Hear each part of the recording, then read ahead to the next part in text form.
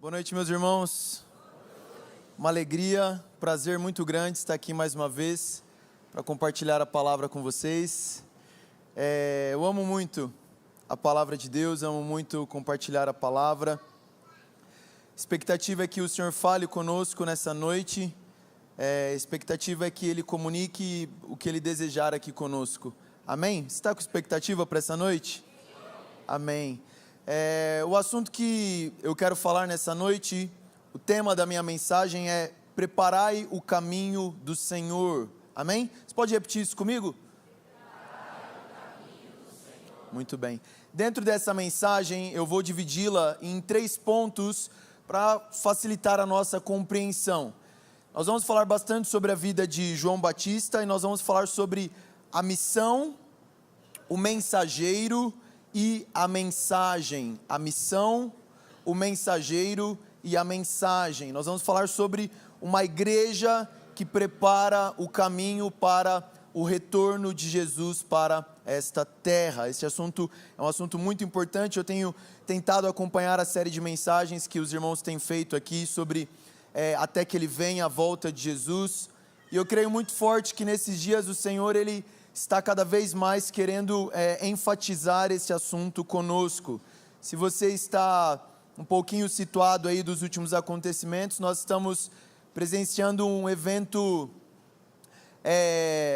histórico na nação de Israel, muito triste tudo que tem acontecido lá, mas nós estamos presenciando uma guerra como não se via na nação de Israel há mais de 50 anos.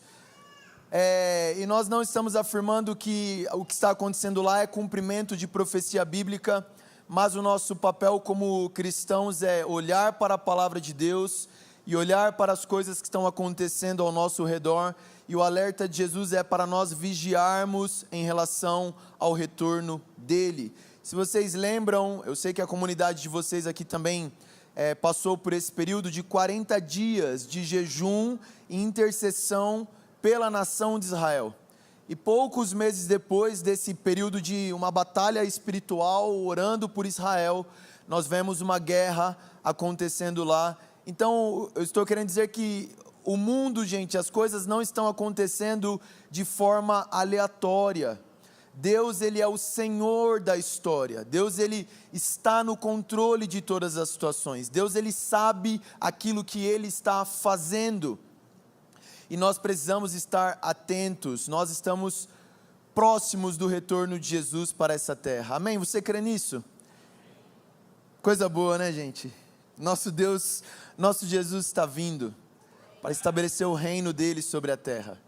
Nós vamos falar um pouquinho sobre esse assunto. Eu queria convidar você novamente para fechar seus olhos.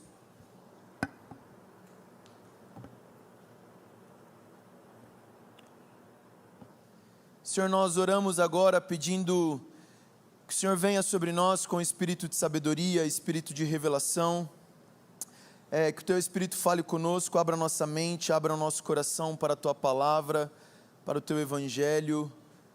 O Senhor tem liberdade aqui para falar da forma que o Senhor desejar, Pai. Nós nos submetemos a Ti, nos submetemos à Tua autoridade, leva todo o nosso pensamento cativo em obediência a Cristo agora, Senhor.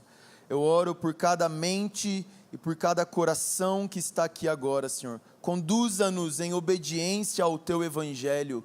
Conduza-nos por meio do Teu Espírito Santo em obediência a Jesus, Pai. Eu oro para que, se existe alguém aqui que ainda não chegou ao conhecimento da salvação, que hoje possa ser esse dia. Se existe alguém em casa que ainda não chegou ao conhecimento da salvação, que hoje possa ser esse dia de salvação, Pai. É o que nós te pedimos em nome de Jesus. Amém. Dentro deste assunto de preparar o caminho para a volta de Jesus, quando nós olhamos para a primeira vinda de Jesus, quando Jesus veio à terra em Israel, morreu na cruz para perdoar os nossos pecados, nós podemos perceber que a vinda de Jesus não foi uma vinda aleatória, não foi uma vinda de repente Jesus chegou ali na terra e começou o seu ministério. Nós podemos perceber na leitura dos evangelhos que antes de Jesus iniciar o seu ministério, uma outra pessoa veio adiante dele, veio à frente dele, preparando o caminho para a sua primeira vinda. E essa pessoa é João Batista. João Batista representava este ministério profético que preparou o caminho para a vinda do Messias. Antes de Jesus chegar, então, João Batista foi enviado à frente dele para preparar as pessoas para receberem Jesus como Messias. Nós vemos diversas passagens fazendo esta referência a João Batista, que ele seria aquele que iria adiante do Senhor, preparando o caminho para a sua primeira vinda. E quando nós pensamos na segunda vinda de Jesus, a segunda vinda de Jesus também não vai ser um evento aleatório. Jesus não vai, de repente, aparecer como se as pessoas não soubessem que Ele está vindo. Quando a Bíblia fala que a vinda de Jesus vai ser como um ladrão na noite e de repente Ele vai vir, a Bíblia está falando para pessoas que não estão preparadas para o retorno de Jesus. Mas no sentido de informação, no sentido de terem sido avisadas que Jesus está voltando, a Bíblia nos diz que da mesma forma que João Batista alertou as pessoas que Jesus estava vindo na primeira vinda, um grupo de pessoas, uma geração, uma igreja também vai se levantar, preparando o caminho para a segunda vinda de Jesus. Talvez as pessoas elas não vão se importar com esse aviso. Talvez as pessoas não vão se importar com esse anúncio de que Jesus está voltando, mas é nos garantido na palavra que um grupo de pessoas, que a igreja do Senhor vai se levantar na terra, pregando o evangelho e anunciando a vinda de Jesus, anunciando o retorno do nosso rei para essa terra. Amém, irmão? Você crê nisso? A Bíblia nos fala sobre isso.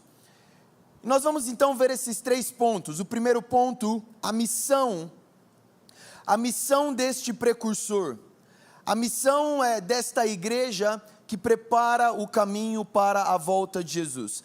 Dentro desse ponto da missão, nós vamos olhar lá no Evangelho de Lucas, se você puder abrir comigo, o Evangelho de Lucas, capítulo 1.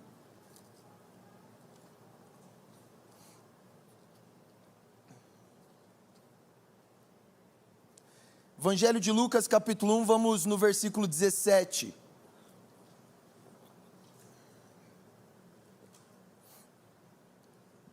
Isso aí é o anúncio do nascimento de João Batista. O anjo Gabriel aparece a Zacarias, pai de João Batista, enquanto ele está oferecendo incenso no santuário.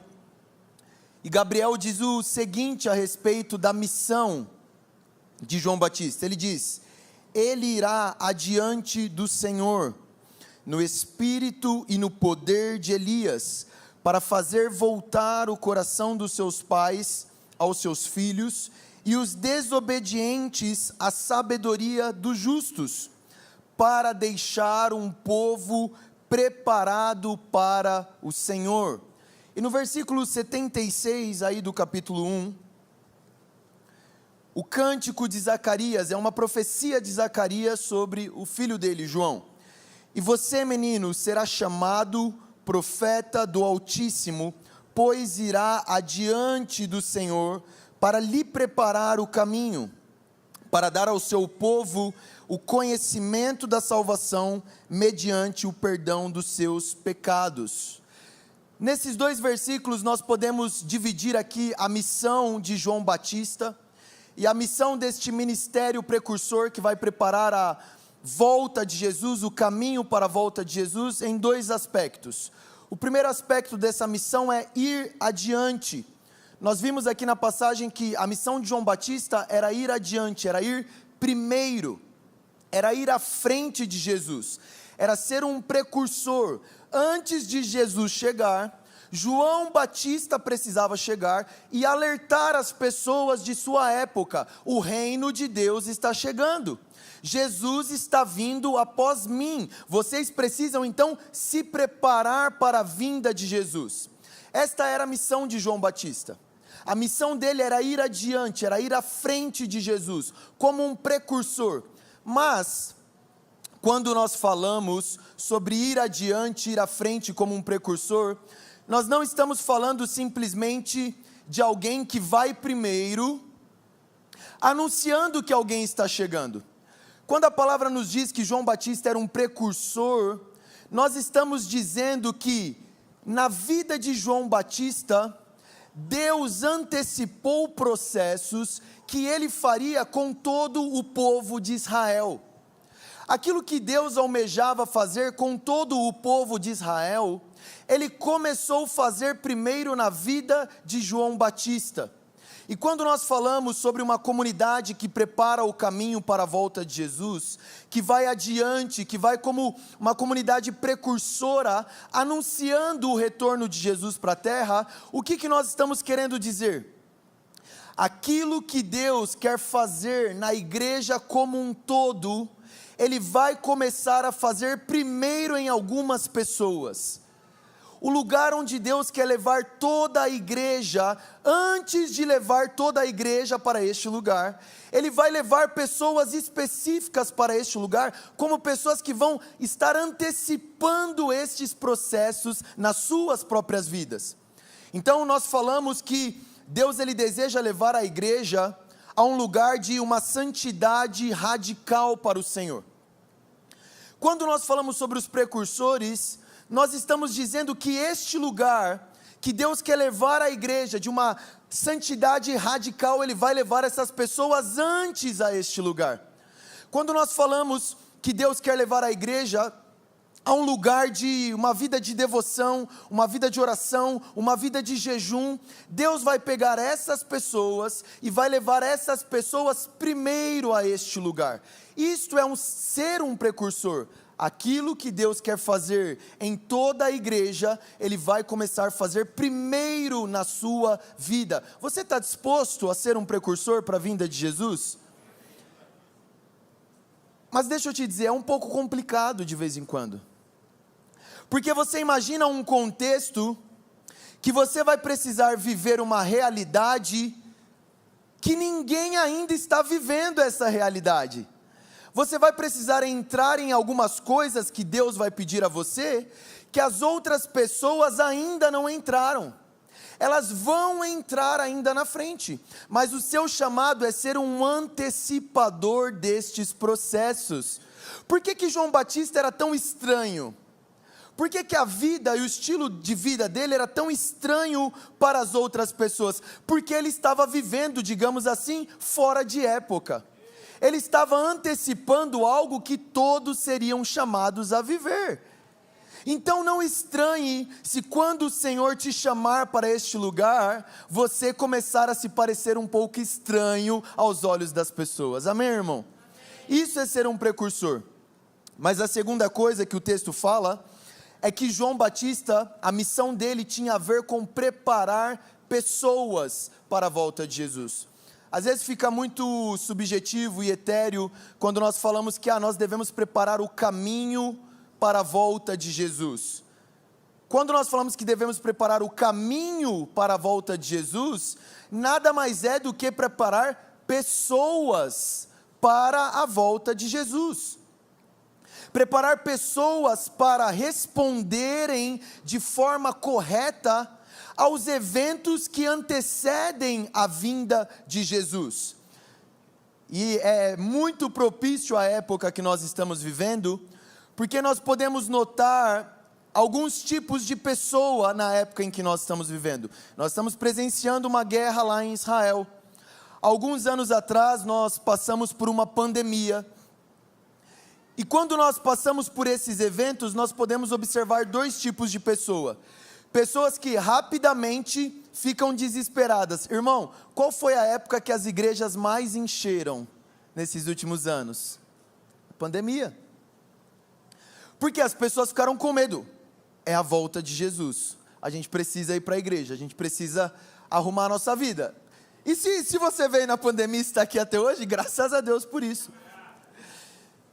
Mas tem esse tipo de pessoa que começa a ouvir notícias, guerra em Israel, é o fim do mundo. Jesus está voltando, olha isso aqui, nossa, e aí eu recebi um vídeo, que aí teve aquela lua de sangue, aquele eclipse, e isso é mais um sinal, e aí eu recebi um negócio dizendo que a vacina é a marca da besta, e aí tem a Coca-Cola, que é o Alô Diabo, tem o Monster, que é o meia. Quem já ouviu, gente, alguma coisa desse tipo aqui? Quem já enviou algum? Tô brincando. Então nós vemos muitas pessoas, quando alguns eventos começam a acontecer, que elas ficam com medo, elas ficam desesperadas, elas estão achando que o fim do mundo é amanhã.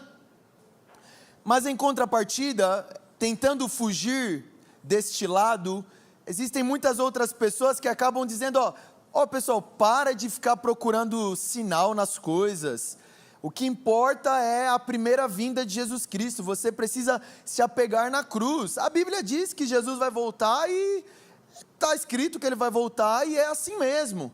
A gente não precisa ficar pensando em sinais ou qualquer coisa do tipo. Vamos aqui focar na primeira vinda de Jesus, vamos pregar o evangelho da cruz para as pessoas.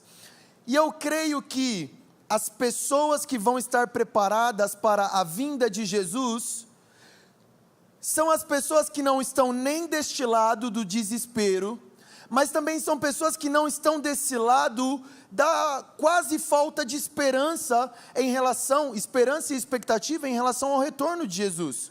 Nós não devemos ser desesperados, mas nós não podemos ignorar as profecias bíblicas e os eventos que estão acontecendo no mundo. Quando a Bíblia fala sobre o retorno de Jesus, irmãos, ela fala sobre eventos negativos que vão acontecer antes da vinda de Jesus. A Bíblia fala, por exemplo, sobre uma grande tribulação que vai acontecer sobre toda a terra antes da vinda de Jesus.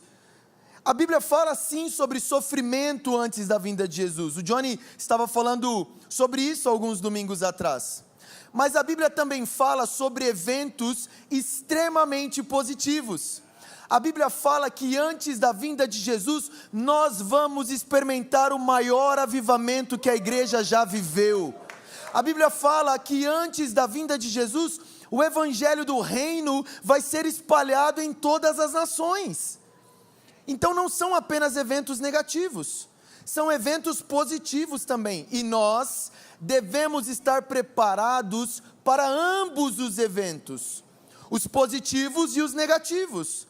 A gente costuma enfatizar estar preparado para a tribulação e para o sofrimento, mas nós também devemos estar preparados para o avivamento. Irmão, se hoje nós começamos a pregar o evangelho e 3.000 pessoas convertem aqui em Bragança Paulista, vocês estão prontos para discipular 3.000 pessoas de uma vez, como aconteceu em Atos 2? Vamos lá, você está orando por alguém na rua, você está orando por um paralítico e aquele paralítico anda. Você orou por ele e ele foi curado. Você está pronto para não reter a glória para você? Onde está o seu coração quando você ressuscitar um morto? Irmão, a gente faz alguma coisa que alguém elogia a gente já fica todo cheio. Imagina quando você orar e um morto ressuscitar. Fui eu, viu? No outro dia está na bio do Instagram, né? Ressuscitador de mortos. O que eu estou querendo dizer com isso é que, para os eventos positivos, nós também precisamos estar prontos. Não só para os eventos negativos. Quando nós falamos da missão deste que prepara o caminho, é preparar pessoas para os eventos que antecedem a vinda de Jesus. E como eu disse, se você é um precursor, antes de preparar as pessoas, quem que precisa estar preparado para isso? Você. Amém, meus irmãos? Vamos seguindo para o nosso segundo ponto. Vamos falar um pouco sobre o mensageiro. A missão, então nós falamos que é ir adiante como um precursor e preparar pessoas. O mensageiro, nós vamos olhar para ele a partir do Evangelho de João. Vai comigo no Evangelho de João, capítulo 1.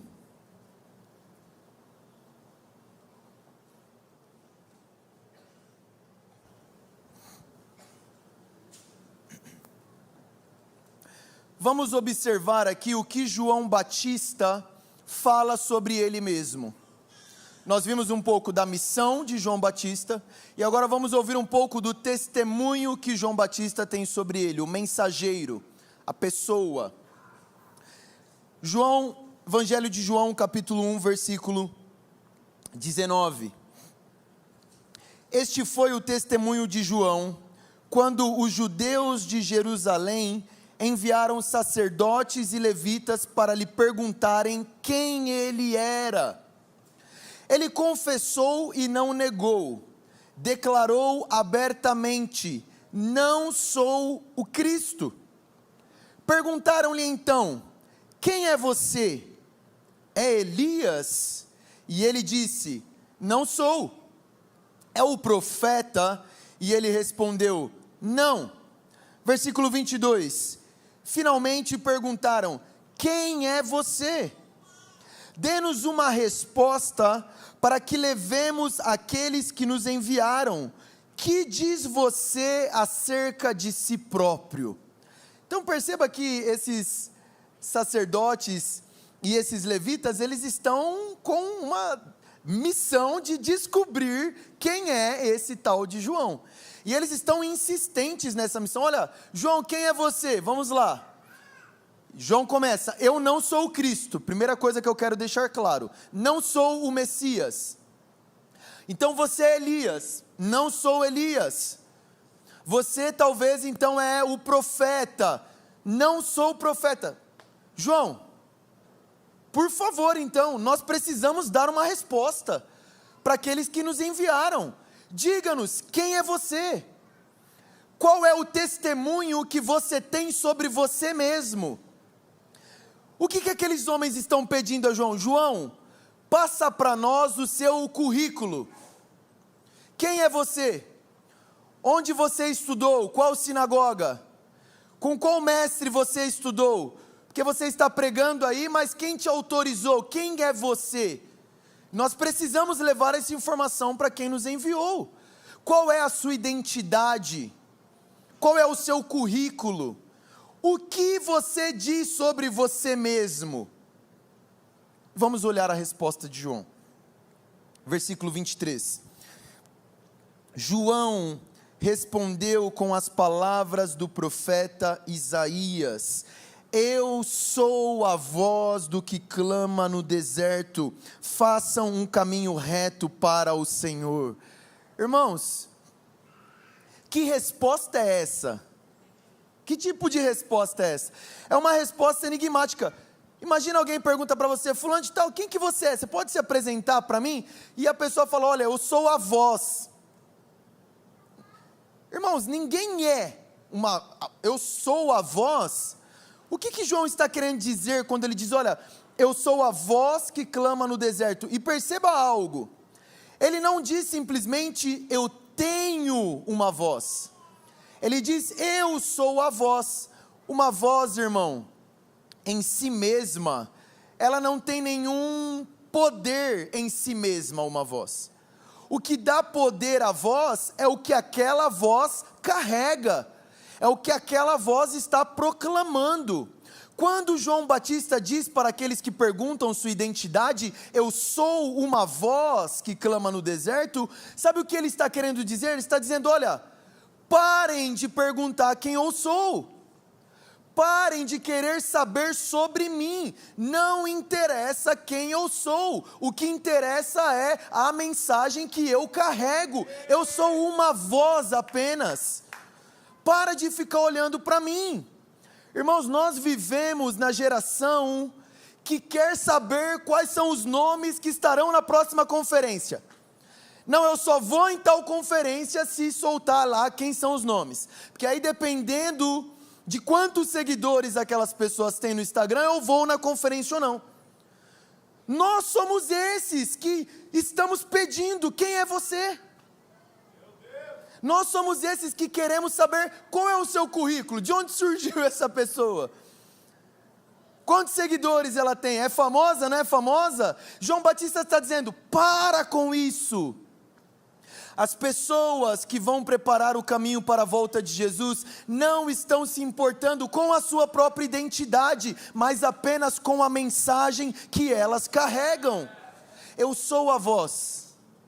Não sou eu, não tem a ver comigo, tem a ver com a mensagem. Essa é a minha identidade. Eu e a mensagem somos o mesmo. Olha só, eu sou a voz. Eu encarnei a mensagem. Não, eu não tenho uma voz. Eu sou a voz. Eu não preciso nem falar. De boca fechada, olhando para mim, você vai ver a mensagem. A geração que vai preparar o caminho para a volta de Jesus vai ser uma geração que vai encarnar a mensagem do Evangelho nas suas escolhas, na forma como você vive, educa seus filhos, gasta o seu dinheiro, faz escolhas em relação ao seu futuro. As pessoas precisam olhar para você e mesmo sem palavras, verem a mensagem do Evangelho escancarada na sua vida. Eu sou a voz. Não interessa quem eu sou. A mensagem é mais importante. É isso que João Batista está dizendo acerca dele mesmo. E aqui em João capítulo 3, ainda sobre a identidade de João Batista, você vai perceber como está conectado a isso. Nós estamos falando sobre o mensageiro.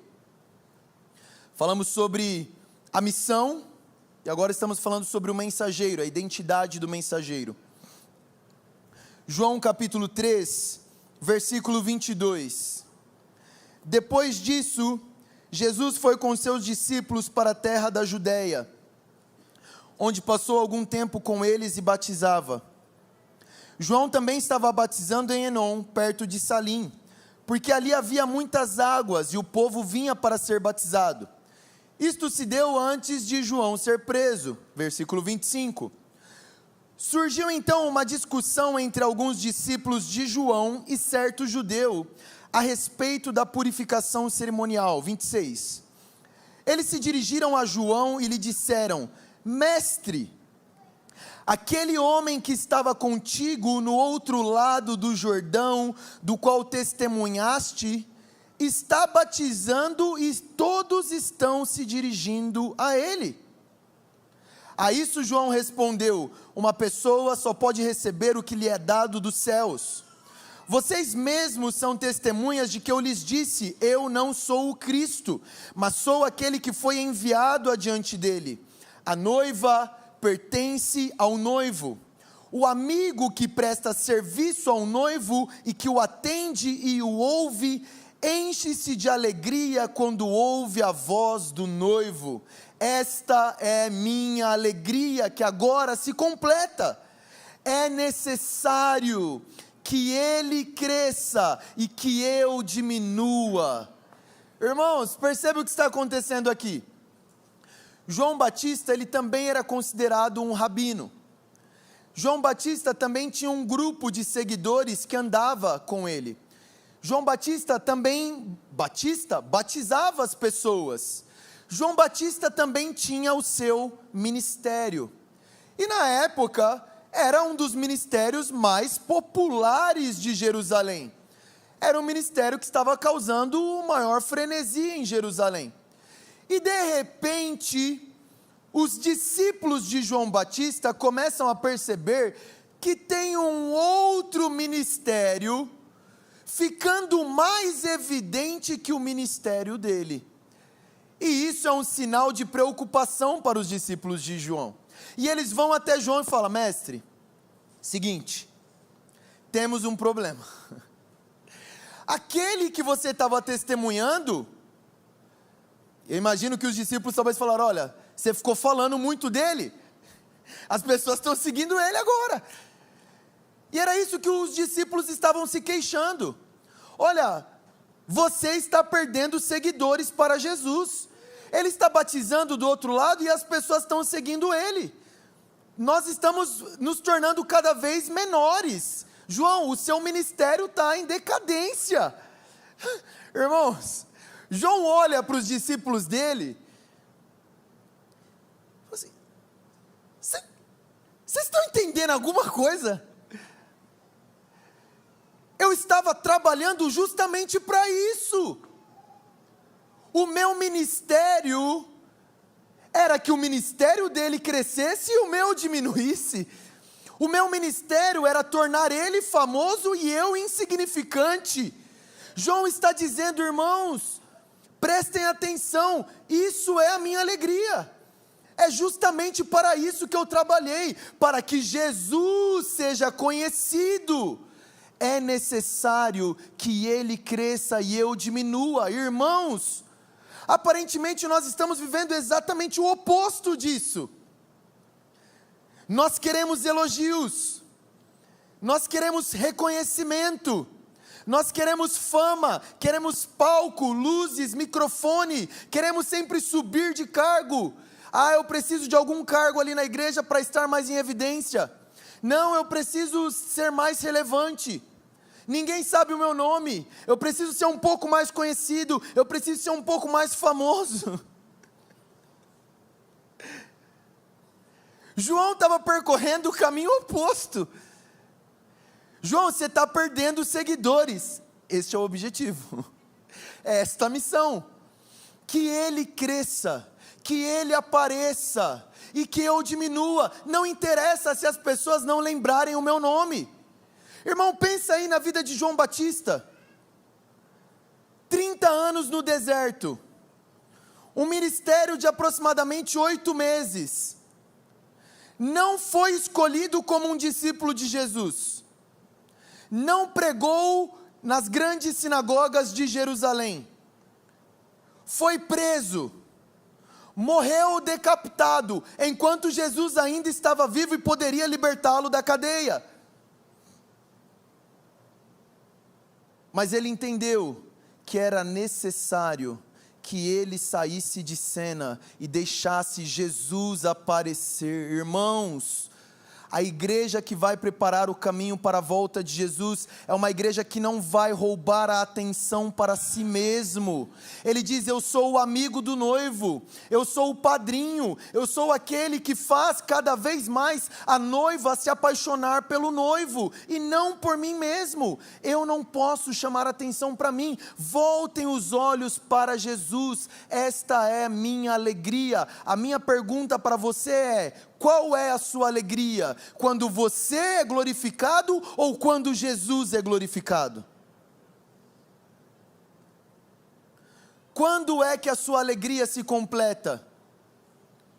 Como você se sente quando você está pedindo algo para o Senhor e você vê o Senhor dando aquilo para o irmão que está do seu lado e não para você?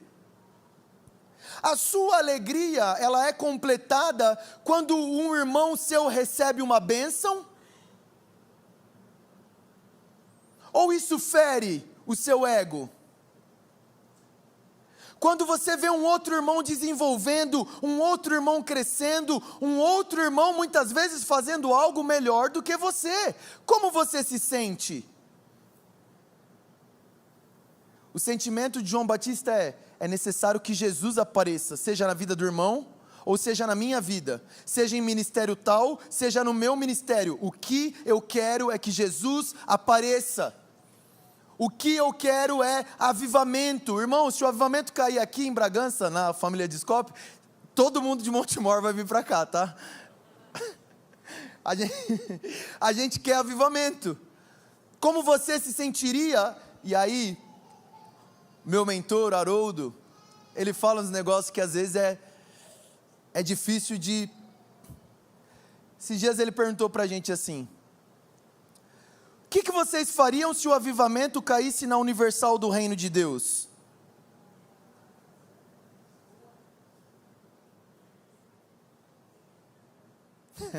Meu irmão, você está pronto para ver Jesus sendo glorificado? Ou você ainda quer algo para si mesmo, para a sua vida e para o seu ministério? o precursor é aquele que vai exaltar Jesus acima de todas as coisas. É necessário que ele cresça e que eu diminua. Amém, meus irmãos? Este é o mensageiro. E aí nós vamos para o nosso terceiro ponto, onde vamos gastar um pouquinho mais de tempo. A mensagem de João Batista. Nós vimos a missão, ir adiante e preparar um povo. Nós vimos o mensageiro ser uma voz e ser um amigo do noivo. E agora nós vamos ver a mensagem que João Batista pregava, e nós vamos ver no Evangelho de Mateus.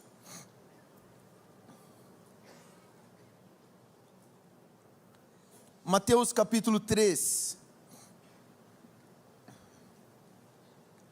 Versículo 1. Naqueles dias surgiu João Batista pregando no deserto da Judeia. Ele dizia: arrependam-se, pois o reino dos céus está próximo. Este é aquele que foi anunciado pelo profeta Isaías. Voz do que clama no deserto: preparem o caminho para o Senhor, façam veredas retas para ele. As roupas de João eram feitas de pelo de camelo e usavam um cinto de couro na cintura. O seu alimento era gafanhoto e mel silvestres. A ele vinha gente de Jerusalém, de toda a Judeia e de toda a região ao redor do Jordão.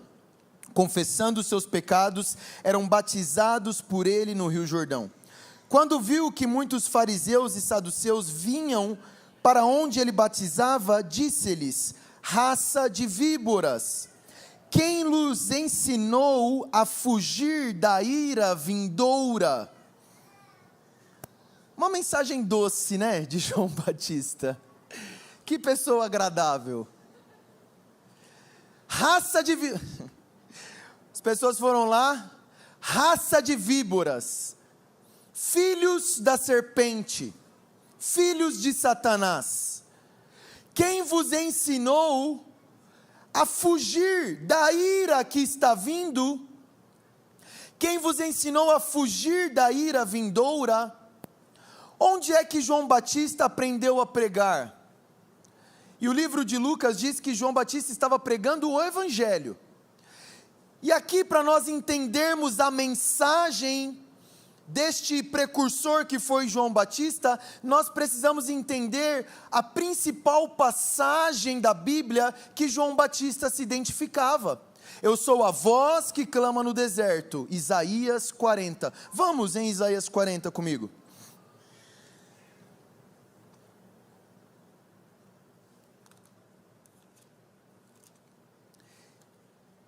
Isaías 40, versículo 3. É o texto que João Batista usava para se referir a ele mesmo. Isaías 40, versículo 3, uma voz clama: no deserto preparem o caminho para o Senhor, façam no deserto um caminho reto para o nosso Deus. Todos os vales serão levantados, os montes e colinas aplanados, os terrenos acidentados se tornarão nivelados, as escarpas serão niveladas, a glória do Senhor será revelada, e juntos todos a verão, pois o Senhor é quem fala. Versículo 6, uma voz ordena: clame. E eu pergunto: o que eu clamarei? Que toda a humanidade é como a relva, e toda a sua glória como as flores do campo. A relva murcha, cai a sua flor, quando o vento do Senhor sopra sobre elas. A relva murcha e as folhas caem, mas a palavra de nosso Deus permanece para sempre. Amém, irmãos? Este é o texto que João Batista se baseava, e ele continua. Versículo 9, e aqui eu quero que você preste muita atenção no versículo 9. Olha o que diz: você que traz, o que está escrito aí na sua Bíblia? Boas novas. Esta é a mesma palavra correspondente em hebraico para a palavra evangelho no Novo Testamento. E aí que está um engano que muitas pessoas têm, de que nós temos talvez a concepção de que o Evangelho, ele é algo que só existe no Novo Testamento. Nós muitas vezes temos essa ideia de que o Evangelho começa no Novo Testamento, mas nós estamos vendo aqui em Isaías, no Antigo Testamento, a proclamação do Evangelho. E quando nós pensamos em Evangelho, se eu fosse fazer um teste aqui com vocês, e eu perguntasse assim, o que é o Evangelho? Ou se eu falasse assim, vamos sair nas ruas pregando o Evangelho agora. Provavelmente o que você me responderia, ou a mensagem que nós proclamaríamos seria o quê? Jesus morreu e ressuscitou pelos nossos pecados, amém? Você crê nisso? Esta é a mensagem do Evangelho. O anúncio da morte e da ressurreição de Jesus. Mas sabe algo que é muito interessante? E eu quero chamar a sua atenção para isso aqui. Quando nós vamos lá para o Novo Testamento, em Mateus 4, por exemplo, nos é dito que Jesus percorreu toda a Galileia, pregando o evangelho do reino e curando a muitos. Em Lucas 9, nos é dito que Jesus envia os seus discípulos para pregarem o evangelho do reino e curarem a muitos. Em Mateus 24, 14, nos é dito que este evangelho do reino será pregado em todo o mundo para testemunho de todas as nações, e então viria o fim. Amém, irmãos? Estamos juntos? Qual que é o problema de todos esses textos que eu citei aqui? Pensa aí um pouquinho. Sabe qual é o problema de todos esses textos que eu citei aqui? Em nenhum momento onde esses textos foram citados, onde eles estavam pregando o evangelho, Jesus não tinha morrido e nem ressuscitado ainda. Mas eles estavam pregando o quê? O Evangelho, antes da morte e da ressurreição de Jesus. Mas quando eu fiz a pergunta aqui, o que é o Evangelho, o que nós falamos? A morte e a ressurreição de Jesus. Eles estavam pregando outra coisa. Aí você pode pensar assim, não, eles estavam pregando que Jesus iria morrer, iria ressuscitar, e aí quando isso acontecesse, você cresce nisso, você seria salvo. Irmãos, a primeira menção que Jesus faz da sua morte e ressurreição é em Mateus capítulo 16. Muito tempo depois. E quando ele fala que vai morrer e ressuscitar, qual é a reação de Pedro? Não, longe de ti, Senhor, você não vai morrer e ressuscitar. Mas Pedro, você não estava pregando o evangelho lá atrás? Como que você está falando que Jesus não vai morrer e ressuscitar? Irmãos, é urgente a necessidade de nós descobrirmos e entendermos qual era este evangelho que os apóstolos estavam pregando. Qual era este evangelho que João estava pregando? Porque foi este evangelho que gerou a igreja primitiva. Eu fico me perguntando, será que nós olhamos para a igreja no estado em que ela está? Será que não é isso que nos falta? Uma compreensão de qual era este evangelho, que não era um evangelho que estava falando da morte e ressurreição de Jesus. Bom, mas era evangelho. Então vamos tentar descobrir que evangelho era esse, amém? Diz aqui no versículo 9, você que traz o evangelho a Sião, suba num alto monte. Você que traz o evangelho a Jerusalém, erga a sua voz com fortes gritos, erga, não tenha medo, diga às cidades de Judá, aqui está o seu Deus, o soberano, o Senhor, Ele vem com poder, com seu braço forte Ele governa, e a sua recompensa está com Ele, e o seu galardão o acompanha. A mensagem do Evangelho, aqui está o seu Deus, Ele é soberano, Ele governa sobre as nações, e Ele está vindo com poder. Ele está vindo e a recompensa o acompanha. Sabe o que eles estavam anunciando?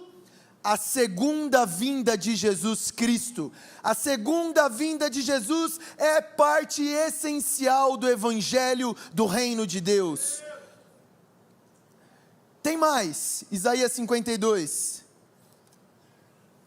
Irmãos, olha como passa desapercebido aos nossos olhos. Olha como passa desapercebido aos nossos olhos. Isaías 52, versículo 7. Isaías 52, versículo 7, talvez é um dos versículos mais conhecidos entre missionários.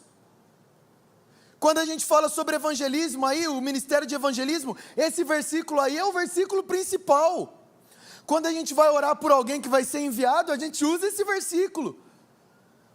Isaías 52, versículo 7, como são belos nos montes os pés dos que anunciam o evangelho. Quem já ouviu esse versículo? Levanta a mão.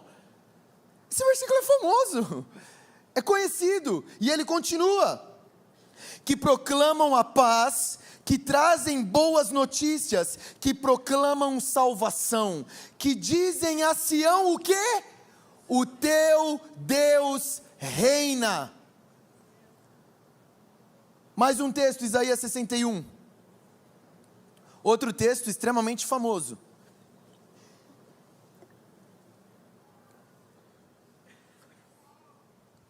Isaías 61, o Espírito do Senhor está sobre mim, porque o Senhor me ungiu para levar o quê? O Evangelho, boas notícias aos pobres.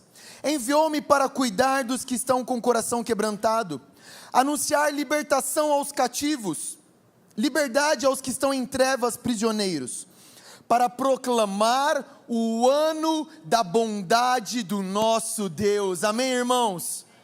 O Espírito do Senhor está sobre mim para pregar o Evangelho, para anunciar o quê? O ano da bondade do nosso Deus. Vírgula. O texto não acabou, irmão. Cuidado. O texto não acabou. E o quê? O dia da vingança do nosso Deus. Quando o texto se refere ao dia da vingança, está falando ao momento da vinda de Jesus, onde ele virá para destruir os seus inimigos e estabelecer o seu reino. O livro de Romanos diz o seguinte, olha, não se vinguem dos seus inimigos, porque a vingança pertence ao Senhor. Por que a Bíblia nos diz para amar os nossos inimigos e não nos vingarmos? A vingança não pertence a nós, a vingança pertence ao Senhor. O Espírito do Senhor está sobre mim para pregar o Evangelho, anunciar o ano da bondade, vírgula, e o dia da vingança do nosso Deus. Vamos em Lucas 4, porque Jesus usou esse texto. Lucas 4.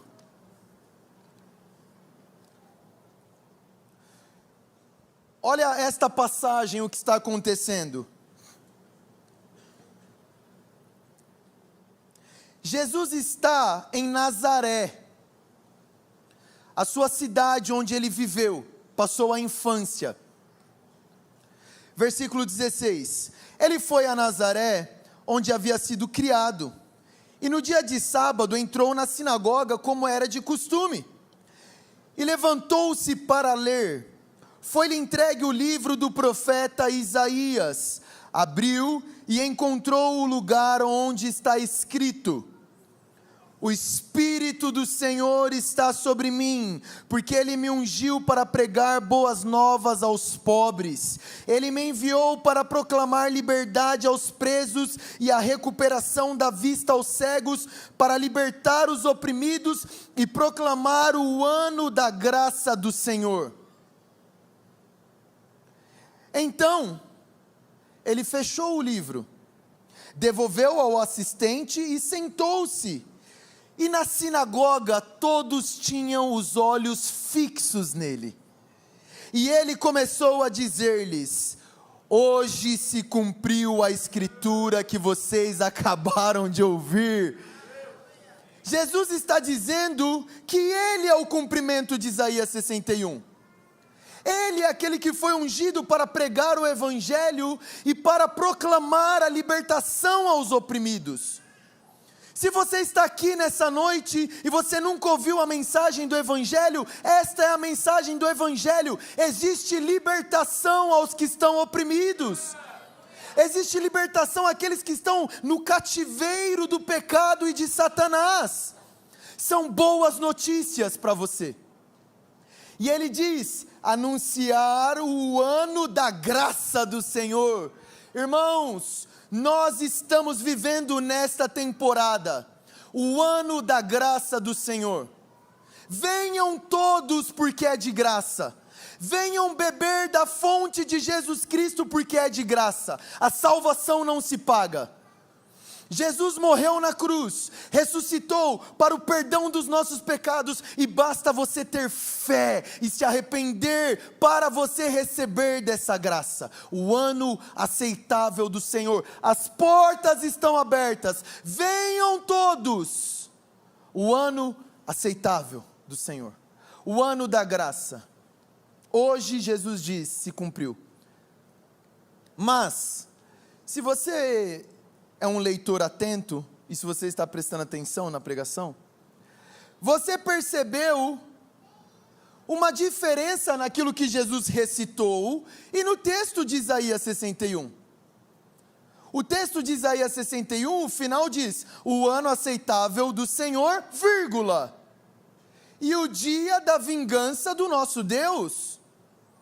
Mas aqui em sua primeira vinda, Jesus parou no ano aceitável do Senhor. Adivinha por quê, meu irmão? Porque não foi o dia da vingança do Senhor na sua primeira vinda. Mas sabe o que vai acontecer? Jesus está voltando para essa terra, para se vingar e para destruir os seus inimigos. E eu tenho a impressão que quando ele voltar, destruir os seus inimigos e estabelecer o reino de Deus, ele vai entrar num templo em Jerusalém e vai dizer, pegue o livro de Isaías para mim,